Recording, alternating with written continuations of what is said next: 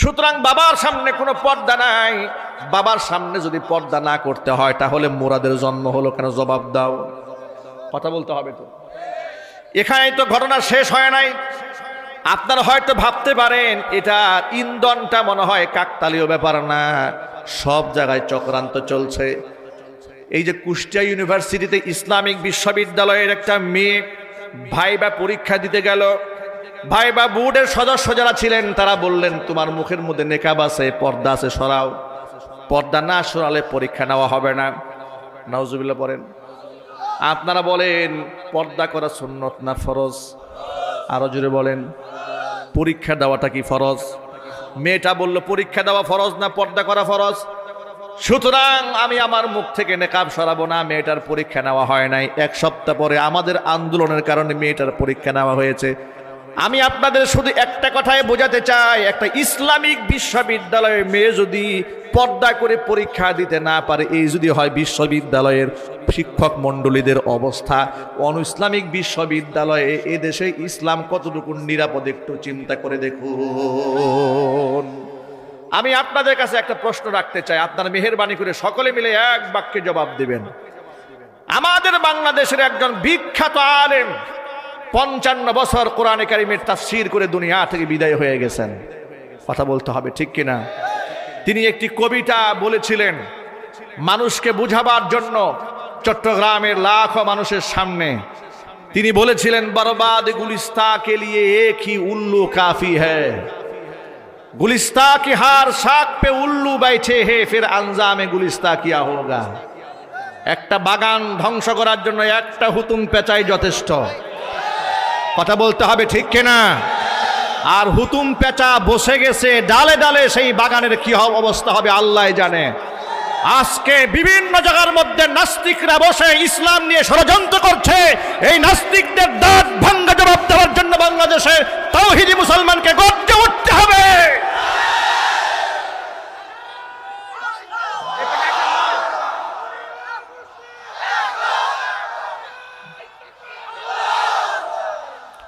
আমাদের বার্তা বড় স্পষ্ট, পর্দা নিয়ে কোনো ষড়যন্ত্র বাংলাদেশে মানা হবে না। আওয়াজ দিয়ে বলতে হবে। পর্দার বিধানকে আলেমরা বানিয়েছে। কে দিয়েছেন? আল্লাহর নামটা একটু আঙ্গুল উঁচা করেন। আমার মা বোনদের পর্দার বিধান কি হুজুররা বানিয়েছে? কে দিয়েছেন? চিল্লায় বলেন। সুতরাং যে বিধান আল্লাহ দিয়েছেন, তোমার এত অ্যালার্জি কেন? কথা বলেন, ঠিক কিনা বলেন? তোমার সেই পর্দা নিয়ে এত জ্বলে কেন? শুধু কি তাই? এদের পর্দা নিয়ে যেমন অ্যালার্জি, ওই যে বুদ্ধিজীবী টকশোতে বসে ইনশাআল্লাহর বিরুদ্ধে বিষোদ্গার করছে, অথচ সে বলছে ইনশাআল্লাহ নাকি বাংলাদেশে নতুন নতুন তৈরি হয়েছে। আপনাদেরকে একটা গল্প শোনাই। কোরআনে কারিমের বিষয় তো কোনো কখনো শেষ হবে না। কোরআনে কারিমের একটা চিরন্তন আকর্ষণ আছে, এর তেলাওয়াতে আকর্ষণ আছে, এর বিষয়বস্তুর মধ্যেও আকর্ষণ আছে। যারা কোরআন ভুল ধরার জন্য গবেষণা করেছে, কোরআন তাদের ভুল শুধরায় মুসলমান বানিয়ে দিয়েছে। ডক্টর মরিস বুকাইলির নাম তো নিশ্চয়ই শুনেছেন আপনারা, ঠিক কিনা বলেন? তিনি কোরআন শিক্ষা গ্রহণ করেছিলেন কোরআনের ভুল ধরার জন্য। তিনি যত কোরআন পড়েছেন, তিনি নিজের ভুল তত শুধরায় দিয়েছে কোরআন। সুবহানাল্লাহ বলেন। নিজে মুসলমান হয়ে কোরআনে কারিমের পক্ষে বই লিখেছেন। আল্লাহু আকবার বলেন। এই কোরআনের আকর্ষণ নতুন নয়। 1500 বছর আগে আল্লাহ নবী যখন কোরআনে কারিমের তেলাওয়াত করতেন, তার আকর্ষণ এত বেশি ছিল, যার উপর কোরআন নাজিল হয়েছে কাফের বেঈমানরা পর্যন্ত নবীজির কণ্ঠে কোরআন না শুনে রাতের বেলায় ঘুমাতে পারত না। এখনো পর্যন্ত বাংলাদেশ সহ গোটা পৃথিবীর হাফেজ সাহেবরা যখন তেলাওয়াত করে, তিলাওয়াতের আসর মানুষের অন্তরে এমন ভাবে পড়ে যায়। আমি আমার নিজের চোখে দেখেছি, নামাজের মধ্যে গভীর মনোযোগ সহকারে ফজরের নামাজের ইমামতি করেছি, দেখেছি পিছনের মুসল্লিরা কাঁদতে কাঁদতে চোখের পানি দিয়ে বুক ভাসিয়ে ফেলেছে।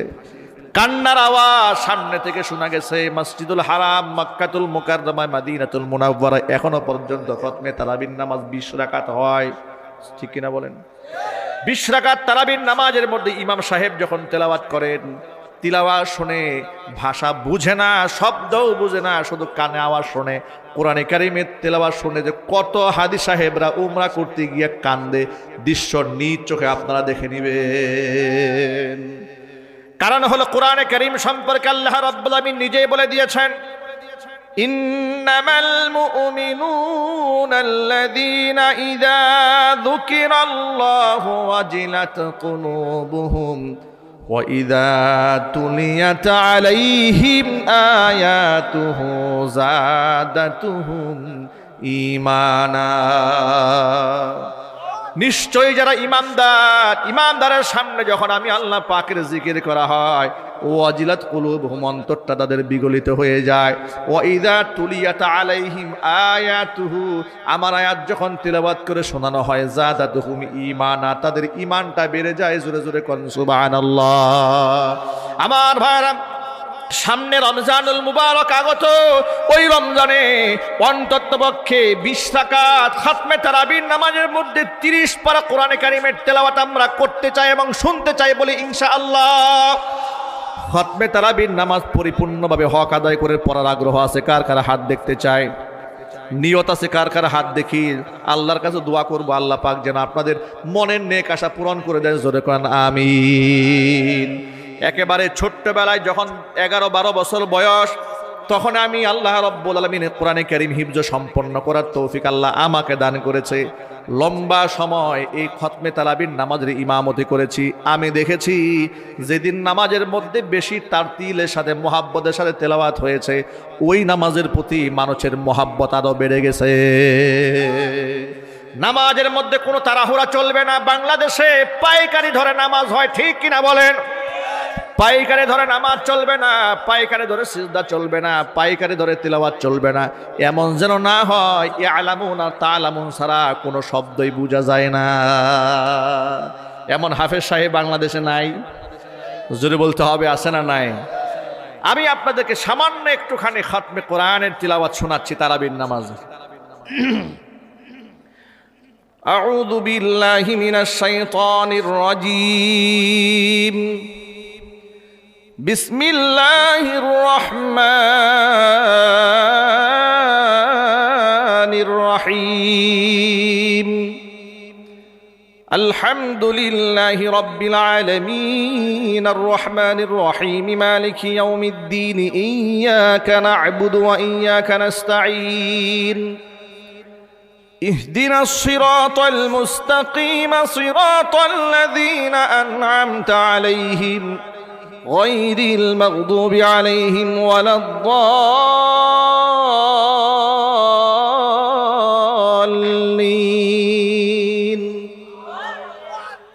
বিসমিল্লাহির রহমানির রহিম। ইয়া الذين آمنوا قاتلوا الذين يلونكم من الكفار وليجدوا فيكم غلظة واعلموا أن الله مع المتقين. وإذا ما أنزلت سورة فمنهم من يقول أيكم زادته هذه إيمانا فأما الذين آمنوا فزادتهم إيمانا وهم يستبشرون. وأما الذين في قلوبهم مرض فزادتهم رجسا إلى رجسهم وماتوا وهم كافرون.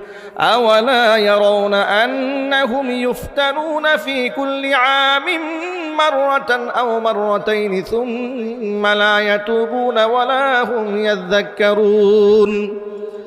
وإذا ما أنزلت سورة نظر بعضهم إلى بعض هل يراكم من أحد ثم انصرفوا صرف الله قلوبهم بأنهم قوم لا يفقهون.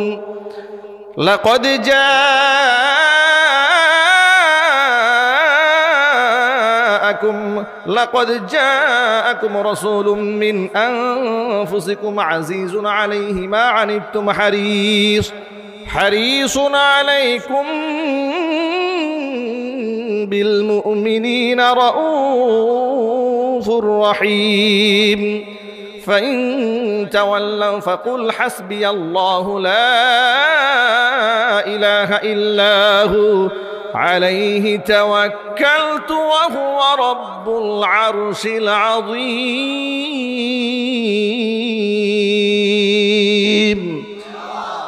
صدق الله العلي